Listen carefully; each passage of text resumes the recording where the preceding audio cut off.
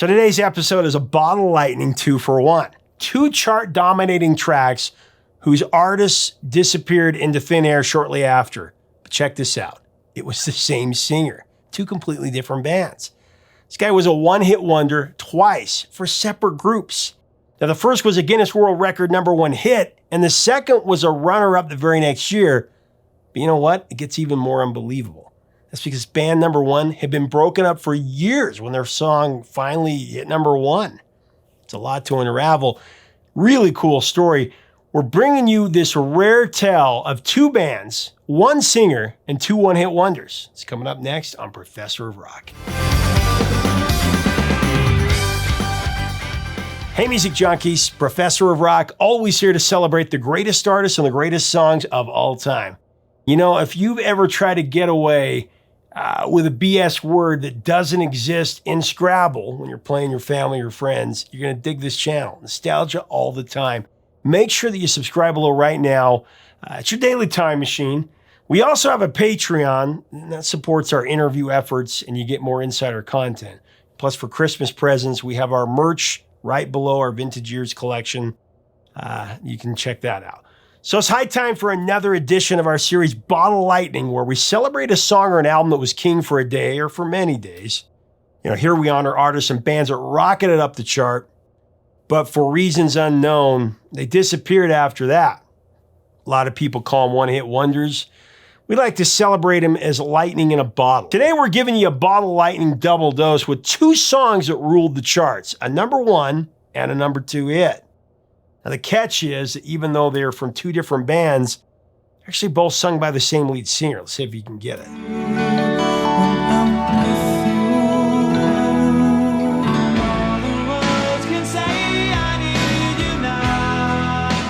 The singer, his name is Freddy Curci. The other Freddy, if you will. Great voice. The first song is When I'm With You by Sheriff. The second one is More Than Words Can Say by Alias. The 5-member Canadian band Sheriff formed in 1979. Freddy Curci was the last to join the group, and it was actually his first rock band. From an early age, the Canadian native spent more time listening to and singing classical opera music than rock and roll. By the time he was a teenager, Freddie was singing in Italian wedding bands in and out of Toronto. And that's how he got connected with Sheriff in the first place. One of the banquet hall owners where Eddie Gigg got him an audition with the band. Now, Sheriff was his cousin's band. Sheriff was already comprised of Steve DeMarchi on guitar, there was Wolf Hassel on bass, Arnold Lanni on keyboards, and Rob Elliott on drums. Now, the audition went really well, despite the fact that Curci had no rock and roll experience or apparently much knowledge of the genre at all. Said Freddie, when I first joined Sheriff, I didn't know a lot of rock stuff, and I went and auditioned, and they said, do you know Van Halen? And I said, Van who? You know, but working in Freddy Curci's favor was, of course, his phenomenal voice. I mean, rock novice or not, Freddy Curci could really belt. He could really sing. It was a talent he would strengthen by swimming underwater and holding his breath for as long as possible. The AOR band, they were impressed with what he could do, and they told him, you know, he was in. They did give him some homework, though. They sent him home with the classic rock stylings of Boston and Styx, as I understand it.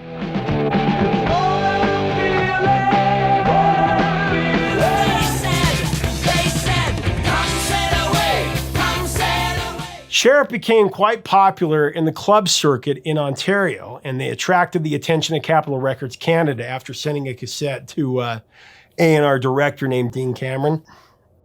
The demo contained a nearly completed album. Capitol was so impressed with the recordings that label reps braved a 15-seat light aircraft flight to Kirkland Lake, Ontario. There they caught Sheriff live at a local hotel. The band was signed, and a deal not long after that. Sheriff released a self-titled album in 1982, and the single You Remind Me reached number 28 on the Canadian RPM chart.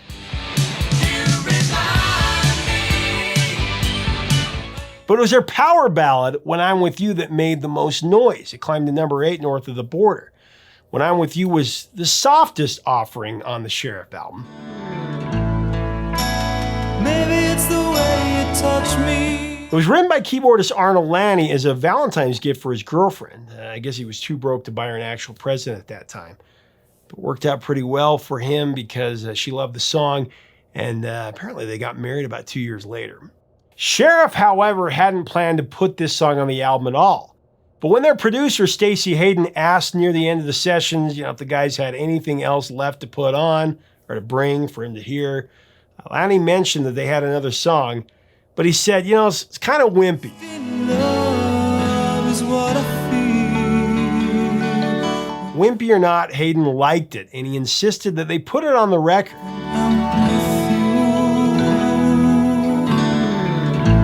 When I'm With You, it follows a familiar power ballad formula. The first power chord kicks in as the chorus begins.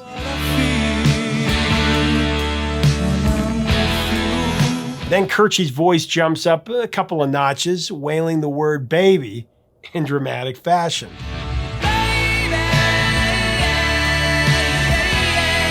And it really does read like a Hallmark card, let's be honest. I mean, maybe it's the way you touch me with the warmth of a sun.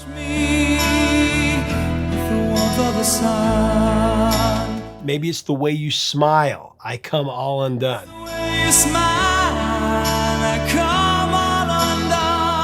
When Capitol decided to release When I'm With You as a single, Freddy Curci asked to re-record his original vocals, and the result was accidentally incredible. In this revised version, Curci stretched out his final falsetto note for a total of 19.3 seconds.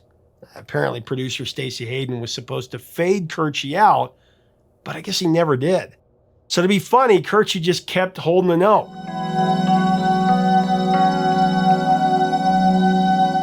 Said Freddy Curci, the thing was that it was a gag. The only way for them to finish the song was for me to stop, so I wouldn't stop. And they finally finished it anyway, but I just kept singing. That basically was just a joke. Joke or not, that extended note earned Curci a place in the Guinness Book of World Records, specifically for the category of the longest held vocal note in a U.S. hit single. I guess Freddie beat out a couple of other U.S. chart-topping vocal contenders to get that distinction, including Donna Summer's Dim All the Lights and Air Supply's All Out of Love. Both of those singers reached, 16 and a half seconds.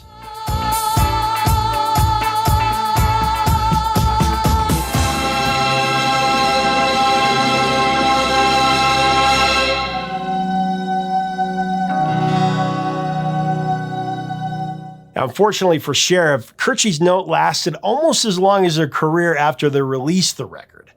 Although When I'm With You reached the top 10 in Canada, promotion and distribution problems, that stalled the band's momentum in the US. And here in America, the song only reached number 61 on the Hot 100.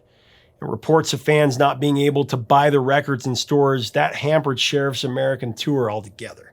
Soon after, Capitol dropped him. Sheriff never released another album, and the band broke up. I think it was in '85. Afterwards, keyboardist Arnold Lanny and bassist Wolf Hassel, they formed a new band called Frozen Ghost, who held their own in Canada for a few years. Stateside, their 1987 single Should I See peaked at number 69, but that was their only Hot 100 appearance ever again.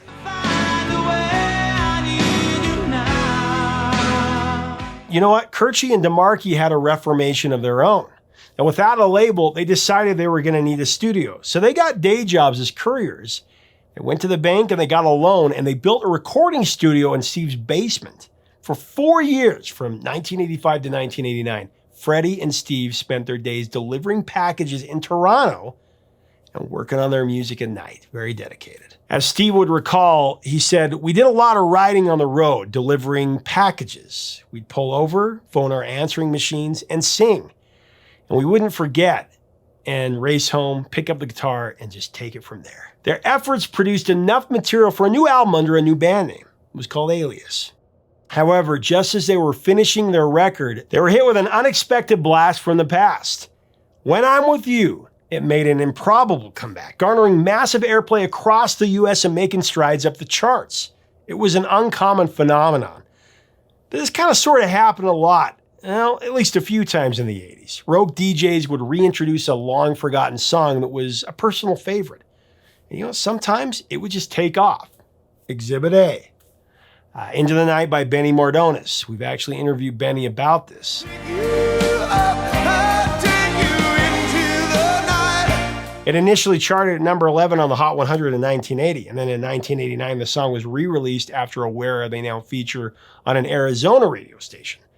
This led to renewed interest in the song after program director Scott Shannon added it to his playlist in LA, and the radio stations across the country jumped on the bandwagon. Actually, a new version of Into the Night was released, and it reached number 20 in the Hot 100. Exhibit B, Red Red Wine by UB40.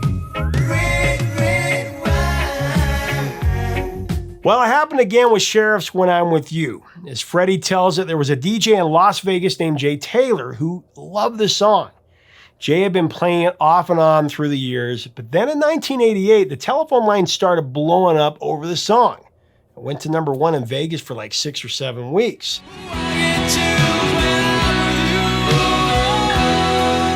After getting this unbelievable response, Jay called Capitol Records and said, "Your Sheriff song is a smash." Capitol Records was like, "What Sheriff song?"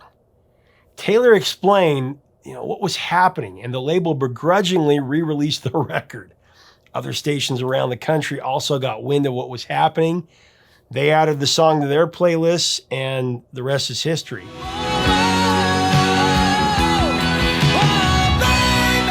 After that, Freddie got a call from the president of Capitol Canada. Remember Dean Cameron?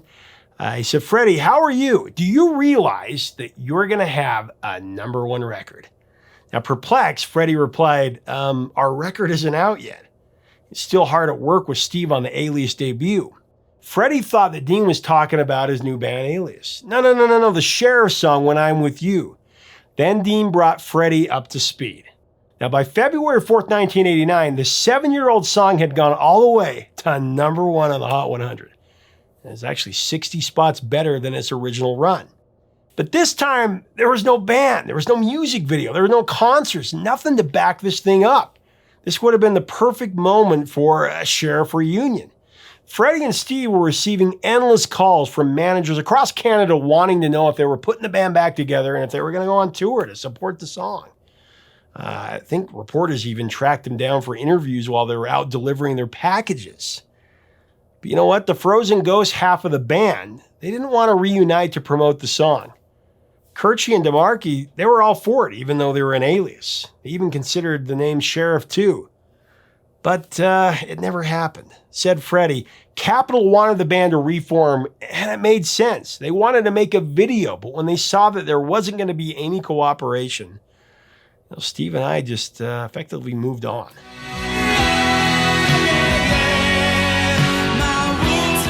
You think about those moments in life where it all comes together, and this was a moment that could have been the opportunity of a lifetime for this band, and ego got in the way. So sad. Well, bolstered by the resurrection of When I'm With You, Freddie and Steve plowed ahead with Alias. The album would be a labor of love 5 years in the making. And when the rough mixes were complete, the pair shopped them around and they attracted offers from 3 major labels. Just like in the old days, they actually signed with Capitol Records, even though they dropped them. Interesting. Now, through their management, DeMarchi and Curci were introduced to former Heart drummer Mike DeRozier, who at the time was on tour with Richard Marx. After hearing a demo tape, DeRozier asked to join them. Now the trio just needed a bass player and another guitarist. Cue Heart founding members Roger Fisher and Steve Fossen. They were back in Seattle with some time on their hands.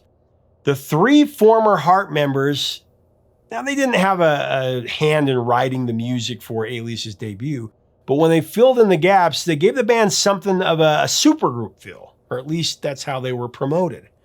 Alias's first single, Haunted Heart, that failed to chart on the Hot 100, but it did peak at number 18 on the mainstream rock chart.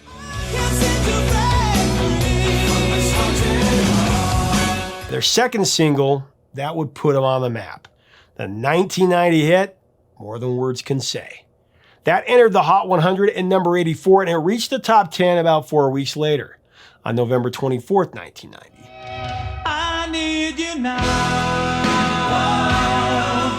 More Than Words Can Say also peaked at number 2 on the AC charts, and it went to number 13 on the Album Rock Tracks chart. In Canada, the song reached number 1 on November 24th, and it stayed there for 4 weeks. It's actually Canada's second highest selling single in 1990, just behind Phil Collins' I Wish It Would Rain Down. Yes, I wish it Outside North America, More Than Words Can Say, it was less popular. It peaked at number 30 in Australia, and it went to number 37 in New Zealand, I believe. Perhaps part of the credit for the song's success is thanks to how similar it was to When I'm With You. I mean, you think about it, the two songs bear some striking similarities, included that extended last note.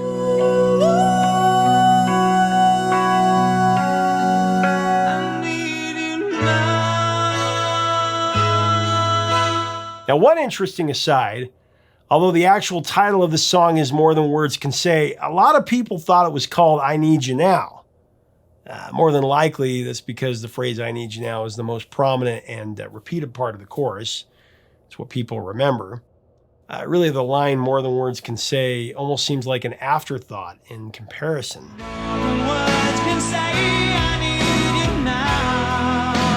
And naming the song More Than Words Can Say, it actually brings back bad memories for me of this song. I never liked that song. Regardless, any title confusion, it did nothing to slow down the momentum of the song.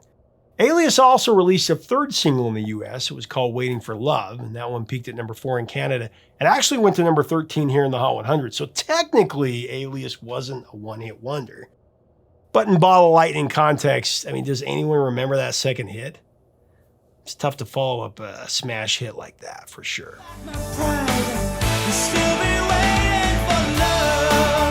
But after that, Alias just vanished. They vanished about as quickly as Sheriff had years before. A North American tour did follow the album's release through 1990, including a stint as the opening act for REO Speedwagon. But while they were touring, the trio of former Heart musicians left the band, citing musical differences.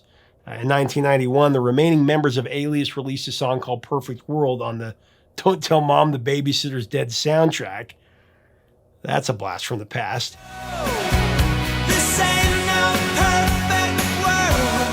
And though Alias started work on a follow-up album, it would be shelved in the wake of the grunge tidal wave of the early 90s. According to Freddy Curci, Alias never formally disbanded. He said, Alias never split. Music changed. We couldn't get our music out there. No one wanted to hear it anymore. Grunge was in, and you know what? That's okay, because music needs to do that. It needs to change all the time. That's how it stays fresh. Alias is still Steve and I. Alias will always be Steve and I. End of quote.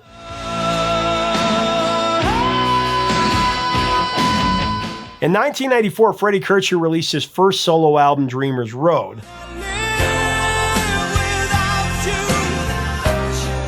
Years later, Curci became a songwriter for the motion picture industry. For example, Freddy composed for the sitcom Two Guys and a Girl in 2000 and 2001 with Ryan Reynolds.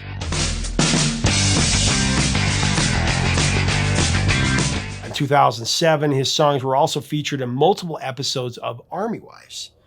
As for Steve DeMarchi, he went on to become a touring guitarist for the Cranberries from 96 to 2003.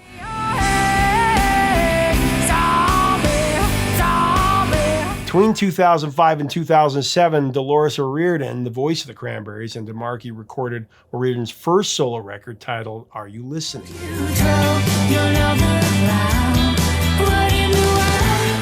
So although it seemed these guys disappeared into thin air, they were just hiding in plain sight, actually. January 2009, Alias announced the release of their long-delayed second album. The album titled Never Say Never had sat unreleased for 18 years. A few of the songs from this lost album were re-recorded and appeared on Curci's solo album Dreamer's Road, but the rest had really remained unreleased.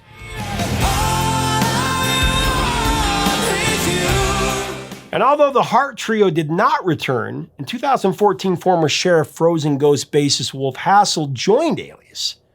So that put 3 out of the 5 original Sheriff bandmates in Alias, if you can keep track of that. Yeah, I actually remember calling an Idaho station when I was growing up. It was called Z103. And I dedicated this song to a girl that I was going with.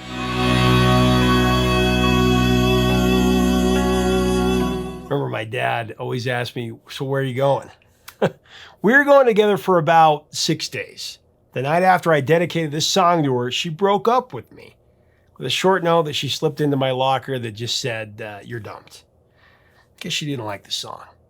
I was devastated as any young teen would be. And a few hours later, I noticed that she was holding hands with this guy, this buff dude who had hair on his exposed chest and a gold chain. He had a nickname too. Believe it or not, it was Sheriff. When I'm with you. Seriously, leave us a comment about Sheriff and Alias and the Ball of Lightning duo of When I'm With You and More Than Words Can Say. What do you remember about these songs? Which one is your favorite? And what do you think of Freddy Curci's voice? I thought he had an incredible voice. Let us know in the comments below. If you enjoy our content, make sure to subscribe below so you never miss out on our daily videos. We'd love to have you as part of this community. Have some discussions about music. Let us know what you'd like to see next. And check us out on Patreon and our merch. Until next time, 3 chords and the truth, my friends.